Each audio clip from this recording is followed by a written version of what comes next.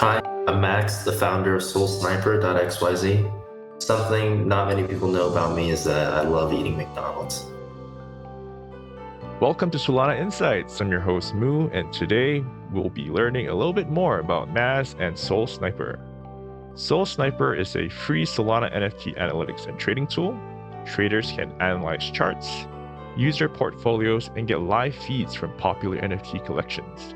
They can also get alerts and directly purchase on the platform. So, without further ado, welcome Maz to the show. Thank you. Hey Maz. All right, so Maz, you said McDonald's. That's not something most people would put as your first choice. I mean, yeah, I really do like eating McDonald's. I don't know what it is, but I'm a cheeseburger and fries type of guy. And like something that I haven't really been doing, a lot was since like COVID and stuff is traveling. But since I've like kind of been the founder of this project and I've been kind of like going to more events and stuff, I find that McDonald's is pretty reliable. I can go in any city, grab a McDonald's, and it tastes great. It costs a couple bucks and like takes pretty minimal time, so I can kind of have my food, know what I'm getting, and then continue to be on the go. So yeah, I don't know. I think it's underrated. It's not bad for you if you like exercise, I guess. I don't know. It's a big if there, yo. I mean, I've managed to not be morbidly obese, so I think that's good enough. It's a good start. Actually, now that you mention it, it is a very consistent food. Um, on top of my list, if I have to like rate consistency, actually would be 7-Eleven. So that's something that if I travel, like I would generally trust the 7-Eleven store. You have like basic sandwiches and stuff in there. So I hear you. So soggy fries or crispy fries? Crispy. I feel like McDonald's does a great job with crispy fries. I guess they like, I don't know what it is. Like I guess they just fry it and like keep them in the fridge or something like that. But I found the texture is pretty solid at McDonald's. Sounds like a true McDonald's connoisseur there. All right, what about Yeah. sweet potato or regular fries? Oh, regular fries, please. I can't do sweet potato fries for some reason. They too sweet for me. I actually don't like sweets generally, so I think that's probably what it is for me. I can't do sweet potato fries. Bro, that's called getting old, man. Like the Yeah. the older you get, I think for me as well, like, I think as kids you really love eating those kind of food that has a strong taste in your mouth. So like salty, sweet, sour. But as you grow older, it seems like your taste buds kind of evolve, and that's They where do. Yeah, yeah. they definitely do. So you start to like not like sweets all that much. Um, Yeah, I've never been like crazy about them, but I do think you're right. I think I probably like sweets more as a kid, but I think that these days I'm more of a yeah. I like spicy foods. I like bitter foods actually. I like salty foods, but I don't really eat sweets. yeah, it's pretty much it. All right, so I have to ask a question on behalf of your employees. Will free McDonald meals be one of the company perks coming up? Absolutely not. We don't make money yet, so we're gonna be pretty frugal. Okay. So how big's the team? The team size right now is about 7, maybe 8. We've added a couple new engineers this past month. Okay. But yeah. That's a decent number. I think that's a very good startup size. And when you guys first start coding? I first started. What do you? Sorry. When you say when you guys first started coding, is it like you mean like for this project, right? Yeah, for this project, of course. Okay. Yeah. Oh, So your I personal life started. too. That's fine. Okay, I just want to clarify, but yeah, for this project, I was the first engineer. I started coding it on the evening of Christmas Eve, and then I shipped it on Christmas Day. It was really Wow. simple MVP. Yeah, so we've been like live since like the first day, basically. Wait, you coded the Um, whole thing in one day? well, it was like a MVP, so I think that's where people kind of like get confused, right, with like Mm, where we are now. It's like we've iterated a lot. Back then it was a really simple, like I drew a price graph, right? But the reason why I built this project is because like during that time there weren't really many like sites that did that for Solana NFTs. Like nobody had a price chart basically. Like two or three sites that like did do that. It was like, okay, now go buy my like couple $100 NFT. And I was like, no, thank you. I think I can build that myself. And so that's what I did. yeah, I don't even know if there are many sites with charts right now. In fact, I think Soul Sniper is the only one I use for charts. It's like bookmarked on my phone, like browser tab. Yeah, I think there are others, but I think like a lot of it comes from like I don't know, like other engineers that want to copy us. And like I think Mm. it's fine. Like yeah, but I think we really focus on like innovating really hard in the space. So I think we have good charts, we have good graphs, but there's a lot of things that we could be doing much better. And so I'm really excited about some of those kinds of initiatives and projects that we'll be working on. Absolutely. So you started coding in Christmas Eve, you've shipped a lot. Then when was your first like official hire? And you mentioned that it's is it So not monetized yet? yeah, we're not we're not, how do you say, like we're not profitable. We make some money, but it's like not nearly enough to like to support the company. Yeah, so how this project started is like we didn't hire anyone basically. Like it was just at the time I was working at Amazon, and I was just like basically like where the story really begins is like around Thanksgiving time. Like I had been like promoted at Amazon, and I was getting kind of like bored of just like Amazon stuff. And I was like, well, there's not really a point for me to like work super hard for the next 3 years to try to get a promotion to senior engineer. And I was super pissed because I got promoted, and like my like raise was like pretty like meager. It was like I made like 15K more or something.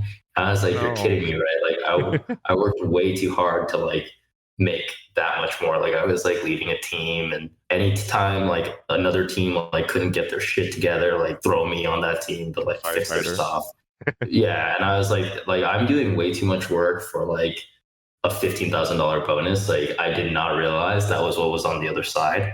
Mm. And so I was just kind of like, well, fuck that shit.com. I'm gonna go mess around with crypto basically. So I started like kind of just like dabbling more. I had always dabbled a little bit in crypto, like since like college. I like bought some Bitcoin to like buy a fake ID, and then when I told my mom what I did, she like made me sell the Bitcoin. Oh Um, God. and now I kind of like, Mom, if you didn't make me sell that Bitcoin, that would have been like, 30K or whatever. And I bought it at like $400. So I'd always kind of been like crypto adjacent, but then like, yeah, around Thanksgiving, that's when I started kind of like taking a deeper dive, because I was like, I want to like, have a side hustle. And like, I hear trading NFTs is fucking sick. And like, I would watch these like YouTubers, and then, yeah, the first thing I realized is like I couldn't afford to be on OpenSeas. I was like, I can't afford like hundreds of dollars for gas, and that's how I ended up on Solana. And Mm. I started in a really weird part of Solana. I was on SolSea. I wasn't on like the like Wow. bigger marketplaces. I ended up on SolSea, and there's these kinds of like really small communities there. There are these like kind of like pretty crazy echo chambers. Like, because I just wanted to like buy mints, right? Because I was like, I hear like minting stuff, you can make a lot of money. And so I'd like get into a mint. I would like ask a bunch of questions. I'd be like, so like, how does this like actually work? Like, what's the business model? And then like they tell me shit like, you should buy this unless you hate money. And I was like, well, I guess I don't hate money. So then I would buy it. And then I think the issue with like being on SolSea is there's like no liquidity. So like when I would try to like sell NFTs, I would like wait like 2 weeks at a time for the thing to sell. I did not realize any other marketplace existed, but then it took basically a month for me to like mature and like use, I think, like Magic Eden, and then like more tools. And then I was like oh shit, there's nothing that does what I really want. And then that's when I built it. And then what ended up, sorry, this was kind of a detour from your original That's good, question. man. But Wait, but Magic Eden wasn't even like the live back then, right? They came in pretty late to the game. I think Soul Sea is one of the more OG ones. yeah, I think Soul Sea is one of the more OG ones, but by the time that like I think they were around, and by the time that I went on there, I was like, oh, this is where the liquidity is, because then I could sell things and Eden? it would actually, yeah, Okay. like I would Yeah. sell things and then it would actually sell. Versus like Soul Sea, I would be waiting like 2 weeks and like decreasing the price every other day, and I'd be like, this is horrible. Wait, I have to ask. So like Soul Sniper, Soul Sniper allows you to purchase directly in a website too, right? Yep. So is there like a feed for Soul Sea too? What do you mean? Like, can you view items in Soul Sea in Soul Sniper? Oh, we just don't even support Soul Sea, to be honest. We support like most like Oh big no. ones, so like Magic Eden, Open Seas, Fractal, like things like that. But like I think part of it is due to like a smart contract thing. Like a lot of the big ones just use like the Metaplex auction house Yeah, contract. exactly. And so we can just kind of like one size fits all. Versus like I think because like Solinar and Soul Sea are like more OG, I think they probably had implemented their own smart contract, Their and own like we're thing, just yeah. like, Exactly. yeah, we're just like lazy. You guys are not like a hot marketplace either. None of our users are like screaming at us for like not supporting Soul Sea or Yeah. yeah. I think if our users started like getting salty about it, like they're like, hey, like I want to see Solinar, then like yeah, okay, fine. But I think until that day comes, I'm not gonna like stress. You know what I mean? Yeah. We really care about like our users, our community, our customers. Like those are, that's probably like our biggest north stars. Like people like that, just like what do you guys want, and like we'll do it. Like Have to, whatever. right? I mean, they are the lifeblood of any community, so definitely. So it's not like a vengeance kind of thing. Soul Sea, like I didn't make any money from you, made me lose a bunch of my bags, so I'm not going to support you. No, it's not like that. It's just like people don't want it. I think your original question is like when was our first hire, right? And Yeah, exactly. um, what I was trying to get at is that like because it was just like a side project for me, I introduced like three of my other friends to it, Okay. and it became like the side project for the four of us basically. And so we would work like nights and weekends on the project for free. And like we would do like ridiculous shit. Like I would like apply for like AWS credits and things like that. So we really like we were able to manage to like basically run the site for free for like months, which was really cool. I think a lot of projects are like, okay, now like I raised money on my NFT, I need to go hire someone, but we really put our heart into it, and like that's why we're willing to like work so hard on this thing without any compensation. But in terms of from that to where we are today, we did receive some funding from investors around March, Okay, so and you then guys did a round. yeah, we did like a small like round to just kind of like be like, okay, like we would like to quit our jobs and like work on this project like full time because people love it. And like we were like really committed at that point. We just felt like, we had our like full-time jobs, but then like our full-time jobs became kind of more of our like part-time jobs. And at Exactly, that yeah. point we were just like, okay, like how do we like get paid from this so we can go full time? And I think just the way like it's set up, right? It's like, something I really didn't like about other sites that were similar is like buy my NFT and like, you could use it, right? I just felt like the data wasn't very accessible, right? Because like a big reason why we're on Solana is because we're not like rich people like throwing Working 30K man. here. Yeah. Exactly. Right. So I was like, I just really want to create like the best free service for everyone, such that like, like the way I kind of see it is like, I want our free website to be like basically 10x better than any premium product you can buy on the market.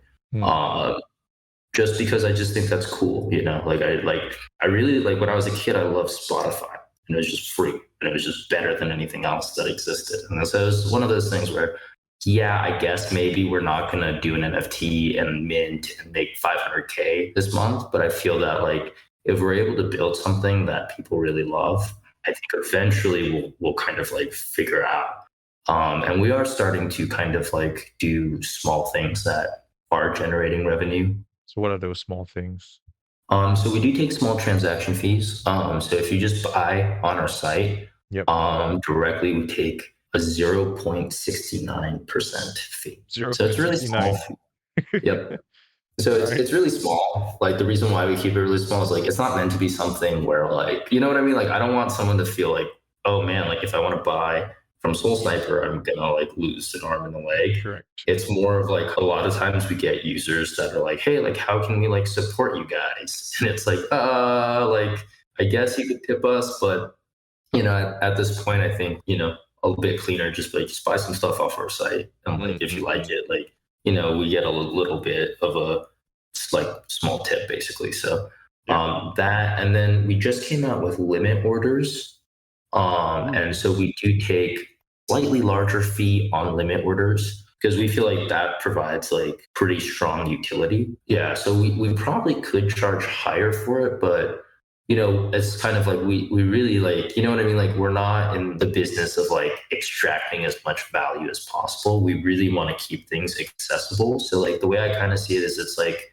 really a pay-per-use product, right? So like right now, right, if I want to like put limit orders on things, I need to go buy like a 15, 20 soul sniping bot and then like set up the fucking thing in my terminal and like all this like random crap. Like Yeah.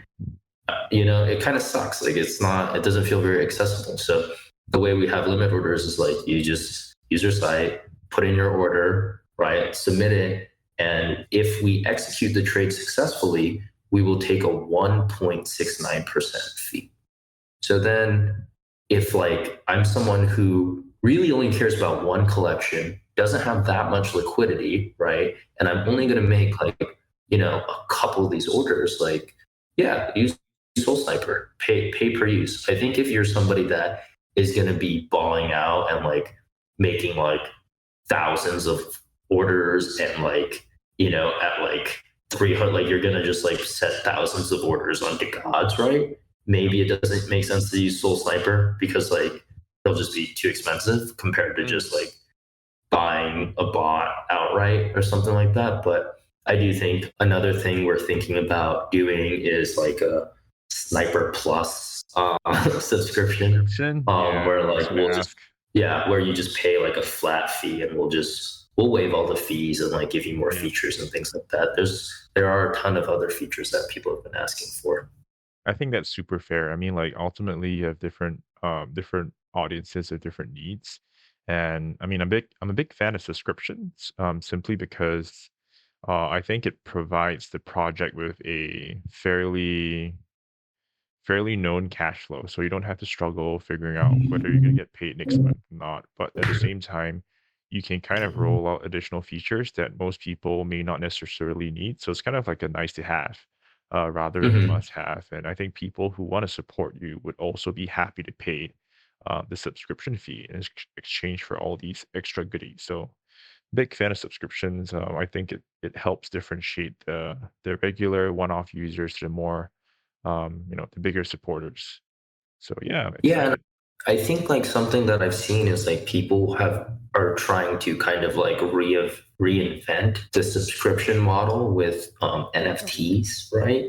And I'm not opposed to it, but like I am like I do have like concerns with it. Like people ask me all the time, like, why don't you just like make it NFT? Like everyone And else use makes NFT NFT. as a subscription service. Yeah, but like the reason why I'm like, is that is that like really the move? Is because like there's a couple reasons. Like one, I find NFT projects are like exceptionally noisy, right? Like like if you jump into like a lot of these discords, it's just like noise and it's just like Yep. people making noise. It's more than GM. It's like the holders are demanding like when this is gonna happen, and then Right. the the the poor founder like doesn't sleep and like needs to like make sure they're not all at his head, and then like it's just like very noisy and a lot of pressure taking Devs money do from that. something. Yeah, it's because it's like this promise, right? It's just like give me your money and I promise you that I will do something. And Mm. then like, right, it's like a Kickstarter. And then like most of the time, right, like 80 to 90% of the time, they do not do the thing that they promise. Or, right, and this is kind of a worse situation, is they're trying to do the thing that they promise, but you guys just keep yelling at them. And now like instead of spending all his time to do the thing that he promised you guys, he's spending half his time doing the thing that he promised, and the other half of the time, like, basically having you calm down. Doing PR, Um, yeah. yeah, so like that was kind of like one of the big reasons why right out the gate I was like, I think I kind of prefer to keep it chill and like Mm. not do an NFT. And then the second reason I think is pretty interesting is like I'm not convinced it's like the most fair exchange of value. um like what does web3 mean to me, right? It means that like creators can directly engage with the consumers of the content or their creations, right? The Mm. way I see myself and my team, like as software engineers, we are the creators of a beautiful product. And we serve that straight to your eyes, and you have access to us anytime you want on Discord, and we'll reply to you. We'll make sure that any issue you have is taken care of, and if you have ideas, like, and they're great ideas, right, we'll implement them. So like that's kind of what Web3 means to me, is that like we're like renegotiating, like, the value that is being like transitioned from the consumers to the creators. Working at like a big tech company at Amazon, right? Like I was creating the software, but I basically never got to talk to the end user, right? It would go through like levels and levels of management and hierarchy and product manager that then would eventually communicate to me what the consumers wanted. And I felt that like, it's like this big game of telephone. So I think, that's probably like my favorite part of Web3, is just having this like direct communication from creators to consumers. And Mm. then I think, right, this is where I kind of think like, I'm not sure if an NFT is better than a subscription, is because let's say I make a pass, right? An NFT pass, right? And there's Mhm. 10,000 of these passes, right? Basically, as the creator now, I can only make that 10,000 one time, right? I basically can only make that 10,000 one time. And then once we get like now, let's say someone outside of the original 10,000 who minted, right, wants to Mm. use the software, They right? can't. Yeah.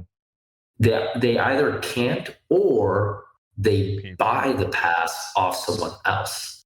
Correct. And now that person, the person that was using it now cannot use it, right? Yes. Which as a creator I don't want. I want my creation to be used by as many people as possible. Like I think that's one of my favorite parts of this project, is that people use it and they Accessibility. love it. Yeah. Yeah, like I just really love the accessibility. Um, and then, right, where I also feel like it's slightly unfair to the creator is that now that the value is being exchanged to use the software, the person that actually gets the money, right, is not me anymore. The person that actually gets the money from the further exchange of value is actually the person who was previously holding it. Does that make sense? You Like still I get might royalties, make, right? yeah, but like royalties are like not, like, you know what I mean? Like I think royalties don't make that much money. Depends on And what you if set it at. Right, but like let's say I set it at a 10% royalty, right? Mm. And the person who is selling it sells it for $100. So the next person who buys the access to the software is spending $100, but I, as the creator of the software, am only getting $10. Yeah, exactly. I think it's probably not the best solution here because NFTs in its most commonly used format is trading art pieces, right? And I think for Hmm. art pieces, you want to have that level of exclusivity where it's like, oh, only Hmm. like, 10,000 pieces will and ever be created. So there's Right. kind of that rarity there. But in this case, as you correctly mentioned, if you're doing a subscription model, the idea is for you to grow as a service and you want to keep growing to as many users as possible. So it's not Right. the best fit. So yeah, fully agree. And even if you Yeah. put a high royalty, like say 90% if you want, right? Even though you do Mhm. get the money, the point is your user base can't grow because you've pretty much capped it at whatever the mint collection is. The mint is right. Yeah, Yeah, and like exactly. minting anything greater than like 10,000 is like, basically a death wish. And then Unless on you're top of Sheffield. that, yeah, and then on top of that, right? Well, people would say, well, you could just do another mint. And it's like, yeah, if I did another mint though, that basically did the same thing as the first mint. You have essentially diluted the value of the People will first mint. pitchfork you. Exactly. Yeah, exactly. And it's just like, man, like this is, I don't know. It's like, don't get me wrong, I love NFTs. I'm all for NFTs. I just feel like, as it applies to like our software personally, yeah, like I'm not sure it makes sense. Yeah, fully agree. But I do, sorry? Fully agree. Yeah, I do think there could be ways where it could make sense. So I'm not like ruling it out, right? I think potentially we do like a community pass or like, something where you could get an NFT and stake it for tokens and then maybe you pay for the subscription with tokens. Like I think there could be potentially ways that we incorporate NFTs, but I think, we're not quite there yet. And like, yeah, I think like we're just kind of talking about the subscription model. I Yeah. do think like that's why it is kind of like still pretty attractive to me. I think people like kind of give it a bad rap because it's like very Web 2, right? And they have like a ton of subscriptions all over the place. But like, from like the perspective like being a creator, right? I'm like, oh well, like wouldn't it be nice if like every time somebody wanted to use it, like then they would pay me? So I don't know. I think yeah. I think NFTs would make sense only if you have a service that you want to give to a very small subset of users and you never want to increase that subset. So if, hypothetically, you have as the company grows, you would have less and less time, right? So you did mention one of the beauties of Web3 is for you to interface directly with the customer. But I think inevitably, like if you grow, Mhm. you would have less time to be able to do that. So maybe Correct. allocate like a specific amount, but reasonably to give these people the attention that and the respect that they deserve. You can only service maybe 10 people per week. So that maybe when an NFT might make more sense.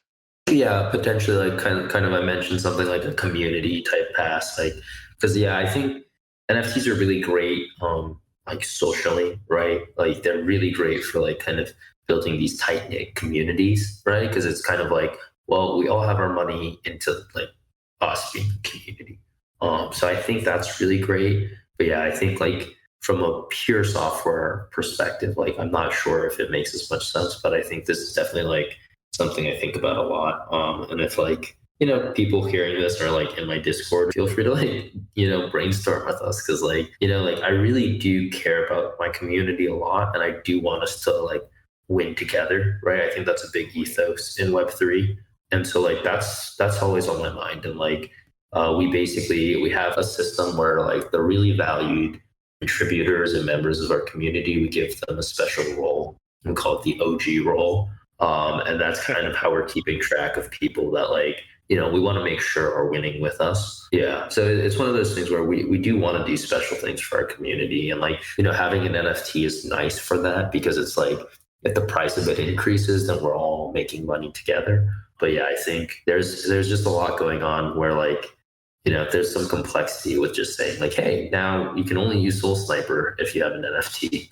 I love it, man. Like so many people in this space. Okay, I wouldn't say so many people, but a good chunk of people are in it just sort of fast cash grab, and they don't really care about helping the community grow in the long term and winning together. So it's really refreshing to hear, someone like you mentioning that, and ultimately you want these OGs or your broader community to continue to do well as you grow. So it sounds like, a lot of this, I guess, is built maybe around your own personal values. Would you say like your personal values is almost like your guiding North Star for your company and the community?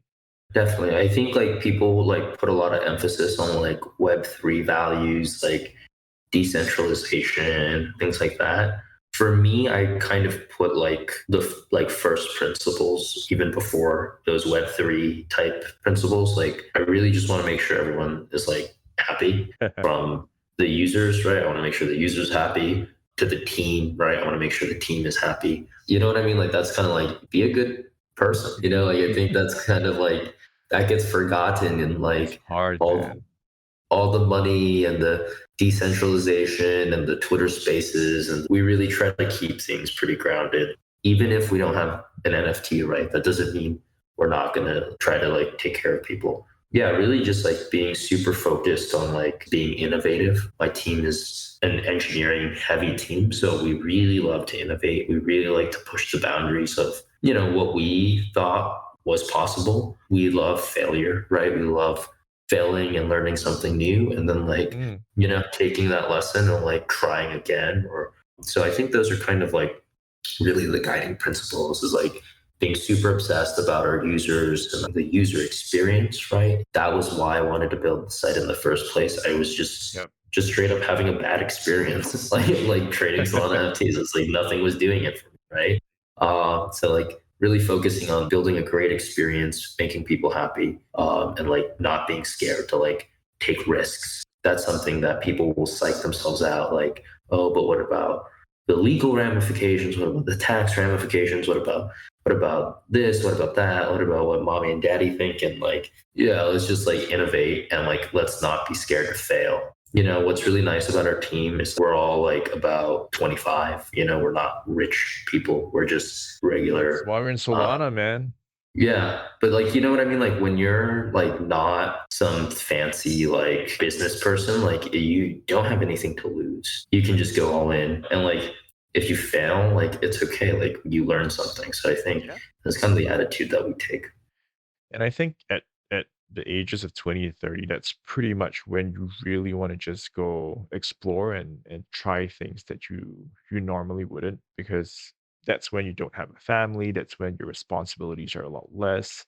And I think it's the best way to kind of figure out what you want to do, right? So you mentioned like in Amazon, you're working like full time and then you started Soul Sniper on the side. And that eventually became more of a full-time thing for you. And that really shows because you're more passionate about doing something else. And that's really the time to explore. So I completely believe in that. And just real Mhm. talk, like even Solana Insights, right? It's almost the same reason as you. Like it was really born out of frustration, but for my Mhm. side, it was, hey, I'm a project and I'm trying to do two things. One, I'm trying to learn more about the Solana ecosystem to see, which other guys you can work with.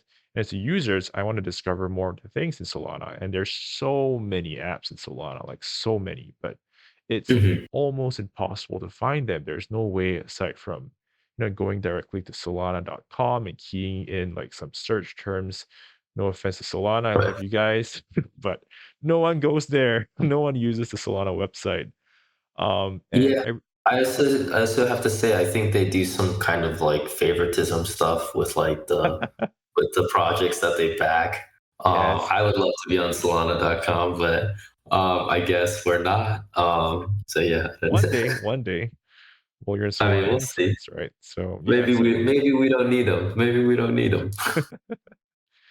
So I guess the idea was also to kind of allow people to discover projects a bit more easily. And again, born out of frustration. So that's how things are born. I think that's the best way things are born, right? You're really trying to solve a problem. A lot of people say, if you want to create something successful, you should be fixing a problem. And this is it for your Right. side. So it's the same for mine. It's fantastic. Mhm.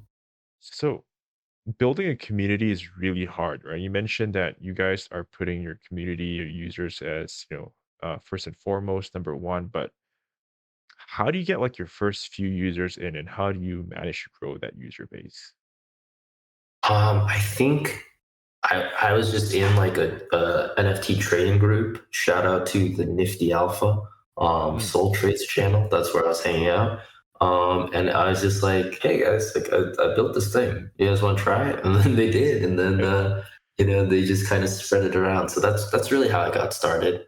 Yeah, because I had worked on like small side projects and stuff like that before, like a sports blogging app or like running a food insights app that would tell you like where you're eating out at and like I worked on some like small side projects with that, but like Hmm. an issue I had always had as a software engineer is that like nobody would fucking use it. Like I couldn't get like my mom to use the damn thing. And She it's uses just it one of those now? things. What do you mean? Your mom uses it now? No, she doesn't use Soul Sniper, but I was just saying is like I would make side projects and I couldn't get anyone to use it, like not even Right. my own mother. Okay. And like that was what was instantly different about this project is right, like it was like People used it I don't straight know. away.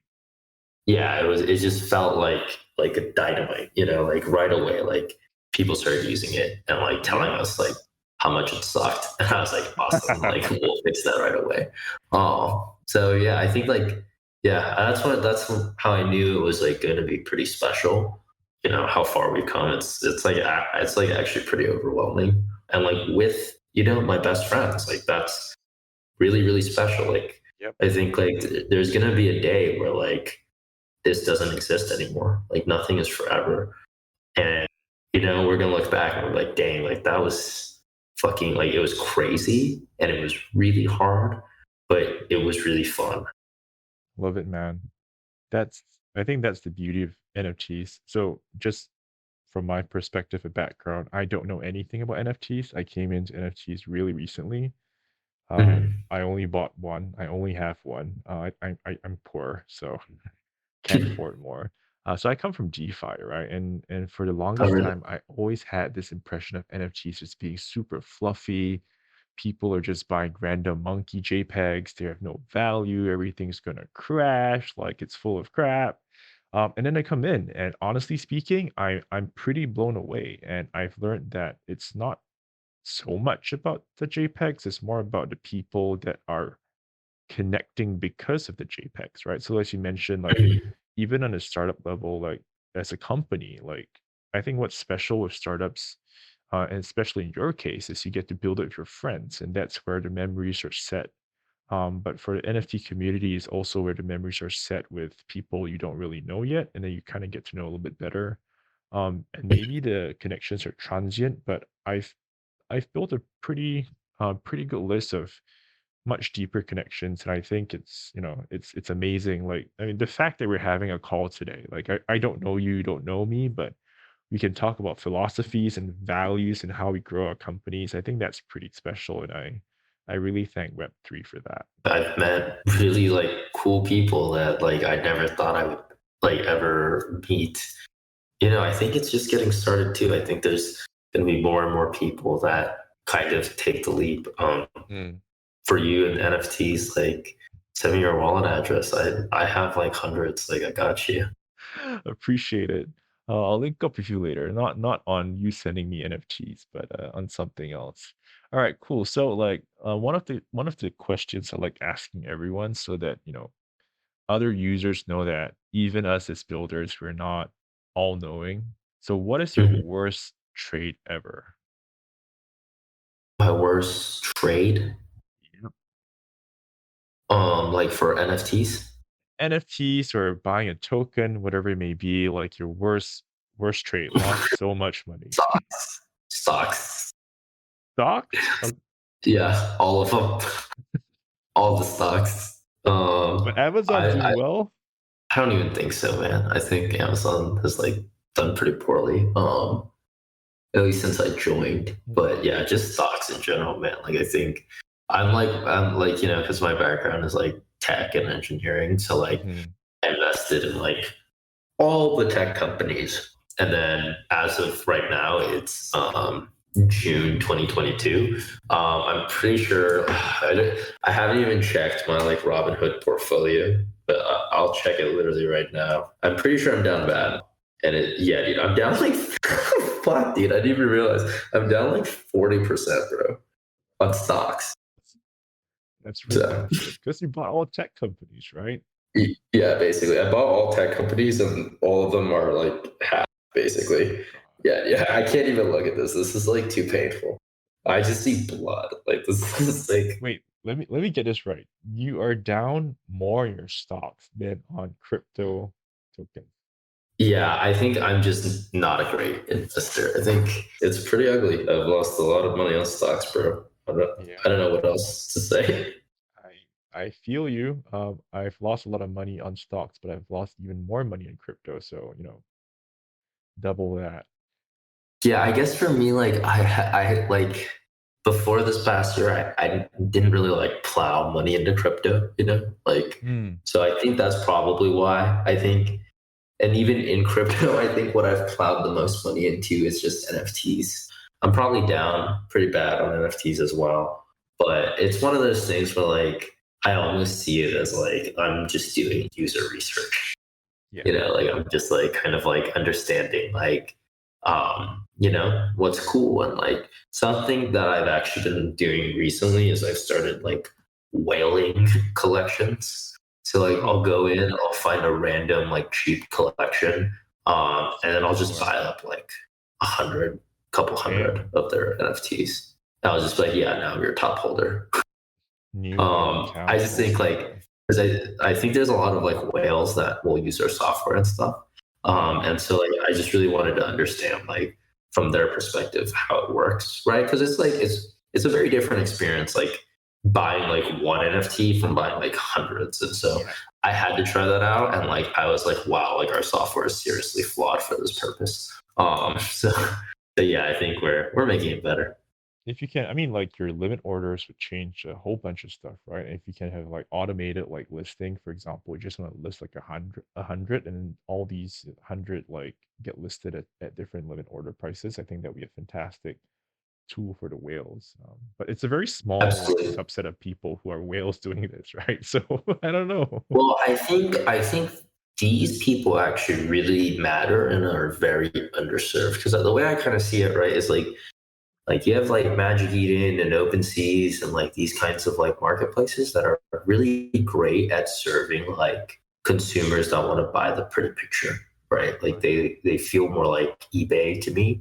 But like I feel like the people that we really want to serve are like the really sophisticated traders, the people that like this is what they do, like Niche market. if Yeah. yeah, like if you remember like I think there's that Adam Sandler movie with Kevin Garnett, and he's like, "This is my game" or whatever. Like, there's a quote like that. I feel like that's what I think about when like I think about our users is like people that like this is their game, trading NFTs. That's who we really want to serve. So I think there's a lot of complexity, the analytics, the trading, and just like the way that and they have different strategies too. Like some people trade off rarity, some people Yep. will trade off news, like so I think it's like kind of like catering to these users, their strategies, and like the complexity around executing on these strategies. I think those are like hard problems that we're trying to solve. Love it. I think the whales will love you as well. That's where the subscription service comes in. They'll be Well, happy we with want it. to love them. We want to love them. So if you're a whale listening to this, hit me up anytime for any requests or bugs. Personalized service. I love it. All right, man. Mhm. It's been awesome chatting. We're gonna move on to the next segment. And this is a bit Okay. more fun. I call it Okay. rapid fire. So it's pretty much me just screaming random words at you and you giving back a single sentence response. Got it. So, all right, here we go. Anonymous teams, The gods. the gods. All right. Solana summer. The gods.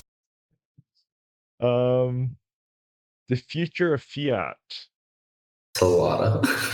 Solana is the future of fiat. All right. I guess. I don't know. I just didn't want to say the dollar, so I don't know where the dollar's going, man. All these printing, but okay. Plant-based diets. uh, yeah, no thank you to the plant-based diet. I like couldn't think of anything. I was like, Uh, I don't know anyone on a plant-based diet. it's getting really popular in Silicon Valley. So anyway, McDonald's. Um, Easy Eats. Mm. Rock He's pool. my favorite. Balloonsville. Balloonsville. The guy's a legend, man. He has rug pull like 3 times now, is it? I know, something insane. That's So it's like that's the crazy. most famous rugger in my opinion. It's like something that's like it's so bad that it's good that you have respect for him, but it's bad. It's definitely not great. All right. Coffee. I love it. Favorite Pokemon. Pikachu. Pikachu. All right. Yeah, it goes hard. Women in Web3. None. None. You don't There have any aren't women in any. your team, right? The It's seven a guys. myth. Hmm? That you don't have any women in your team.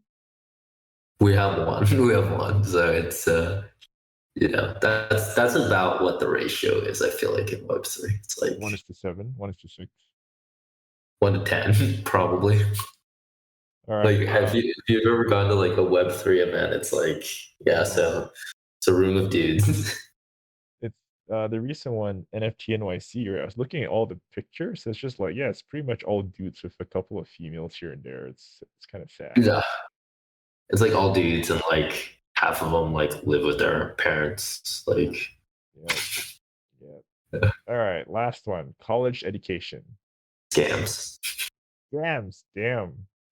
Or that's the real rug. So like it's a real rug, super expensive rug too. So when you guys are hiring like new people, do you Yeah. like check with their, what your background is or college education? Like what's the process? We really don't have a process. Like, again, like I've mostly just hired my friends. Like, it's not, That's the you know, process. Your friend. yeah, it's like, yeah, I like if I know you and I think you're smart, then yeah, like maybe like we can work together. But I think like if we were to have a process, I think we would like look at it, right? We would be like, okay, this person went to a good school. That's probably like a decent signal, but like that's not like, you know what I mean? That's not like gonna be the reason why we hire someone or why we don't hire someone. Does that Okay. make sense? Yeah, fair enough. Fair enough. Like it shouldn't be the blocker. Yeah, it shouldn't be the blocker. And like, I'm not going to hire someone like just because they went to Harvard. There's plenty of like, people that go to Harvard that are like awful No, people. Like, I you know what I feel mean? you. I actually know a lot of Harvard people that are very underwhelming. So yes. I mean, my sister goes to Harvard, so like, Uh-oh. but I mean that like, you know what I mean? Like, I think they're generally all pretty smart, but I think like it's a balance. Like, I think we would hire more based off of like definitely being smart. That is actually really important. And then the second is like kind of personality. Because like I even though they're all really smart, right? Like They there have to are gel. people that are just like assholes. Yeah. They have to gel with the team. Exactly. Cool. All right. So what can we expect from Soul Sniper? I don't know, 10 years from now? Is there a vision for it to become something really crazy? What does it look like? I think so. I think we just want to be like Bloomberg for NFTs, Ooh, just like the most sophisticated trading software for NFTs. I really think in the future, like, some of our users are like 15-year-olds real? and like, Damn.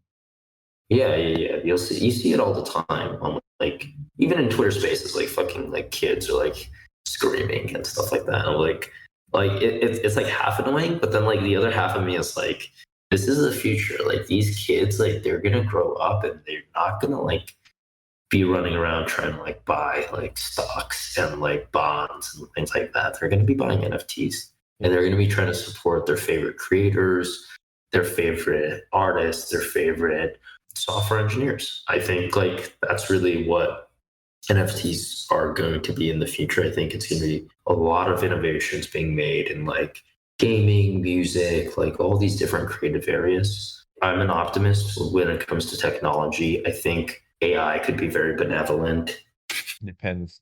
Do you think the AI is going to be kind to you if yes, then Yes, benevolent? I think so. Okay, then it is the right word. I think AI could be very like benevolent, right? And I think it could like automate a lot of like laborious tasks, right? So like farming and like all the things that are hard that humans currently need to do in order to like kind of keep the economy running and people to have like food and like water, and like their basic needs taken care of. Like I really see like a future where like we will be so rich that like people don't have to work anymore, and that um, when people are working, it will be like in the pursuit of like creative things, like creating art and music, coding, things like that.